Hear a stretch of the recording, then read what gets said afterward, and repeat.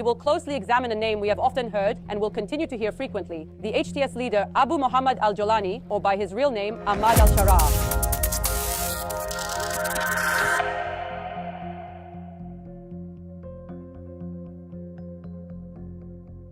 Ahmed Al-Shara's father, Hussein Al-Shara, was born in 1944 in the town of Fik, located in the southern Golan Heights. His family, who were landowners in the region, were exiled following Israel's occupation of the Golan Heights in 1967. Hussein pursued his university education in Iraq, graduating from the Faculty of Economics and Political Science at Baghdad University. In the 1970s, Hussein worked in Syria with oil companies and the Ministry of Petroleum. In 1979, he moved to Saudi Arabia, where he served as an advisor in the Ministry of Petroleum. 3 years later, Abu Mohammed Al-Jolani, or Ahmed Al-Shara, was born. Hussein returned to Syria in 1989 and settled in the Mezzeh neighborhood of Damascus, home to the relatively affluent upper middle class. Here, we should clarify the pronunciation variations of the name Jolani. The region under Israeli occupation is referred to as Golan in Turkish, but in Arabic it is called Jawlan. The term meaning from Golan is pronounced differently in various Arabic dialects, as Julani or Jolani. In this video, we use the commonly adopted pronunciation in Syria, Jolani. What we know about the childhood of Ahmad, the future Abu Mohammed al-Jolani, is limited, and it will likely remain so until an official biography confirmed by him is written. However, conflicting sources share the common claim that he studied at Damascus University, though the specific department he attended remains a topic of debate. According to Syrian-born journalist Hassan, who studied at Damascus University during the same period, al-Jolani was studying media and communications. During those years, Syria and the Middle East witnessed a series of transformative events. In June 2000, Hafez al-Assad, who had ruled Syria with an iron fist, passed away, and his son Bashar al-Assad assumed the presidency. This initially sparked hope for a new beginning in Syria, but that hope was short-lived. In September of the same year, the Second Intifada erupted in Palestine. Al-Jolani's interest in politics reportedly began with this event. In an interview with PBS, Al-Jolani reflected on the impact of Israel's oppression of Palestinians in the occupied territories, stating, "There was something inside me that pushed me to search for the truth about how I could continue my duty to defend my nation, which was oppressed by occupiers and invaders. How can we achieve justice?" While the Palestinian Intifada was ongoing, another major event occurred in September 2001, the September 11th terrorist attacks. Nearly 3,000 Americans lost their lives in the attacks. The United States held al-Qaeda, based in Afghanistan, responsible and declared a global war on terror. Less than a month later, the US invaded Afghanistan, followed a year and a half later by its invasion of Iraq. The most critical turning point in Ahmed al-Shara's life was undoubtedly the US invasion of Iraq. Whether this decision was entirely his own or influenced by the staunchly anti-American Mahmoud Gul Agassi, whom he frequently visited in Aleppo for sermons during his studies at Damascus University, as Charles Lister suggests, is unclear. However, Ahmed al-Shara made a radical decision to go to Iraq, and over the next 2 years he engaged with various jihadist groups. Eventually, he joined al-Qaeda in Iraq, led by Ahmed Fadil al-Khalaileh, better known as Abu Musab al-Zarqawi. It remains uncertain exactly when and how the son of a Nasserite Arab nationalist father adopted Salafi jihadist ideology. According to Hassan, al-Shara had grown a beard and adopted Salafi attire before going to Iraq, which seems plausible. However, in a photo taken when al-Shara was captured by the Americans in 2006, he was still clean-shaven. This does not necessarily mean he went to Iraq without religious motivations, as it is quite possible that he was influenced by the dominant Salafi Wahhabi religious environment during the 10 years his parents lived in Saudi Arabia. If so, it is likely that Ahmed al-Shara spent his childhood and adolescence in a setting at least sympathetic to Salafi religious beliefs and practices.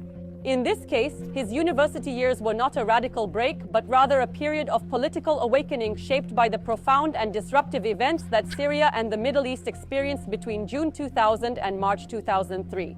When Ahmed al-Shara was arrested by the Americans, he was sent to the Buqa camp prison, which later also housed detainees from Abu Ghraib prison, infamous for its human rights violations.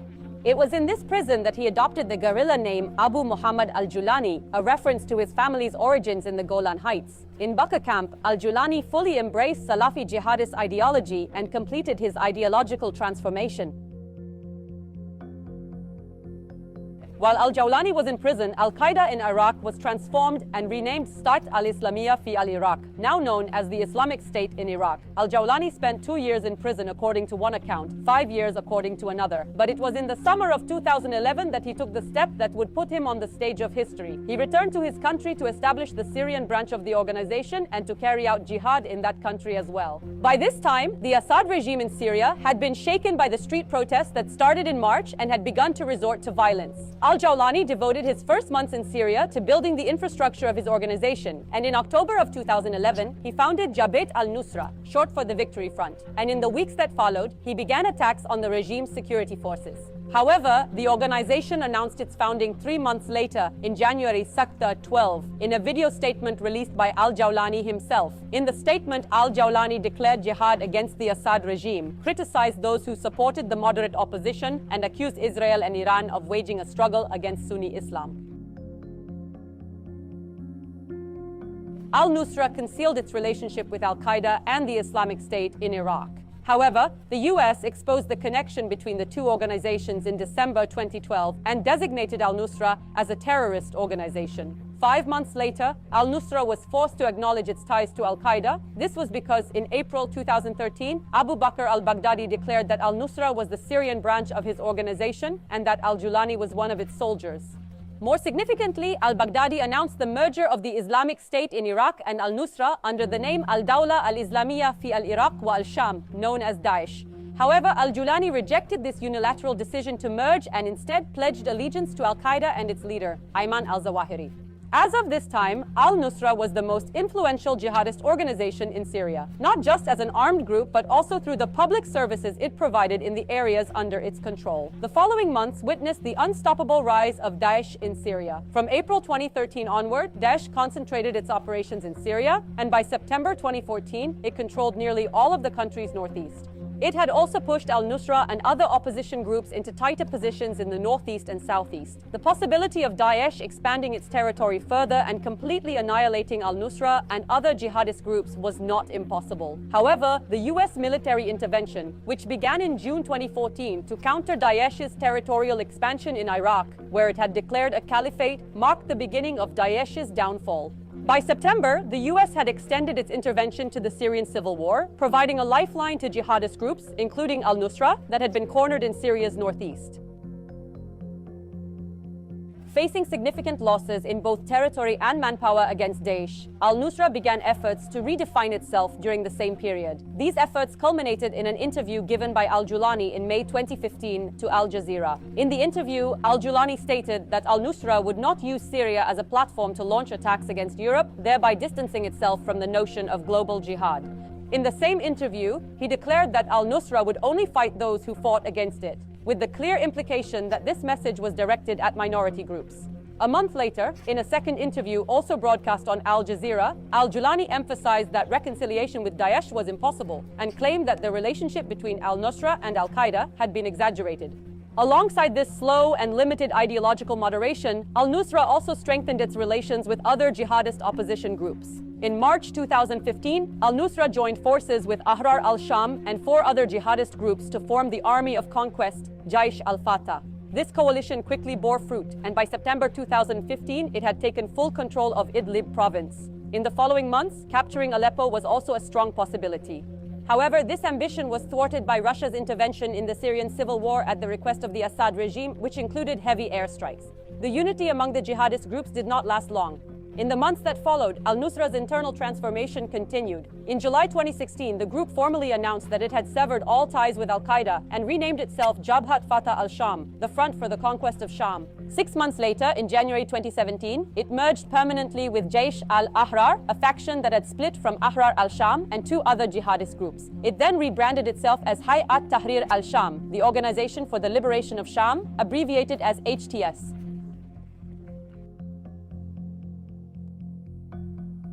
In the months following its transformation into Hayat Tahrir al-Sham, HTS, the group turned against rival factions, including Ahrar al-Sham, and by July 2017, it had established full dominance over Idlib province. That same November, HTS founded the Syrian Salvation Government, marking a shift towards civilian administration in the region.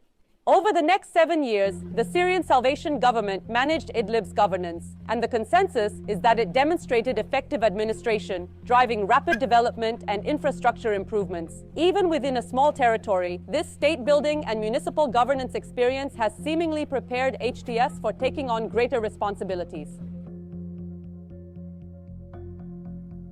After the opposition's success in ousting Assad, al-Jolani made a significant shift in his public identity, abandoning his nom de guerre in favor of his real name, Ahmed Al-Shara. This marked a turning point in his personal history.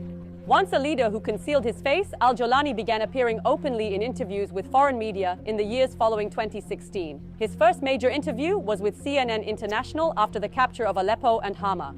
Here, Ahmed Al-Shara appeared not as the elusive al-Jolani, but as a triumphant commander addressing the world. The pressing question now is how Al-Shara intends to govern Syria. His statement, transitioning from a revolutionary mindset to a state-centric one, is essential for ruling Syria, highlights the challenges ahead. What remains uncertain are his policies on minority rights, women's rights, and governance. Understanding Al-Shara's ideological foundations is key to anticipating these answers. We previously noted that Ahmed Al-Shara embraced jihadist Salafism. But what does this term signify? According to the Turkish Religious Foundation's Encyclopedia of Islam, jihad in its narrow sense refers to fighting non-Muslims, primarily in a defensive context. Meanwhile, Salafism is described as an ideological movement adhering strictly to the literal teachings of the Quran and Sunnah, rejecting interpretation or reform. Jihadist Salafism represents a modern synthesis of these two concepts, expanding jihad's scope to include ostensibly Muslim regimes and their supporters, deemed un-Islamic in essence. This ideology also advocates the unaltered implementation of Islamic law, rejecting contemporary interpretations.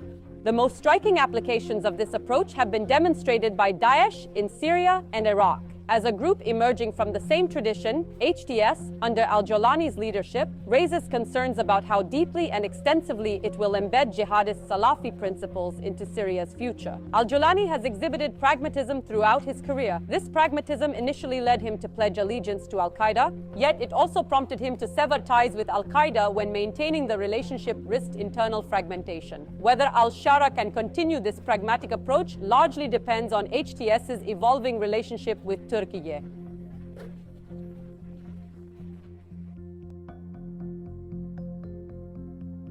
August 2016, Turkey launched Operation Euphrates Shield, a 7-month campaign aimed at curbing the PKK-YPG, a US-backed terrorist organization, from expanding its control in northern Syria. In subsequent years, Turkey continued comprehensive military operations in northern Syria, establishing safe zones under the control of the Syrian National Army.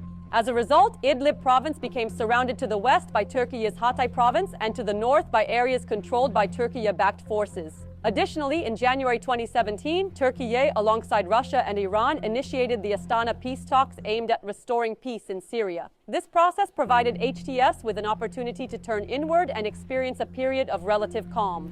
In essence, HTS owes much of its valuable state-building experience in Idlib to the environment facilitated by Turkey. Furthermore, Turkey's influence over HTS is a recurring theme among international observers. Statements by Turkey's Foreign Minister Hakan Fidan on NTV, as well as recent visits to Syria by Fidan and National Intelligence Organization, MIT Chief Ibrahim Kalin, underscore this perspective. Al-Jolani's pragmatism has been evident from the outset. Since Turkey's first entry into Idlib in 2017 as part of a ceasefire agreement, al-Jolani appears to have reinforced his pragmatic approach, accelerating HTS's moderation process.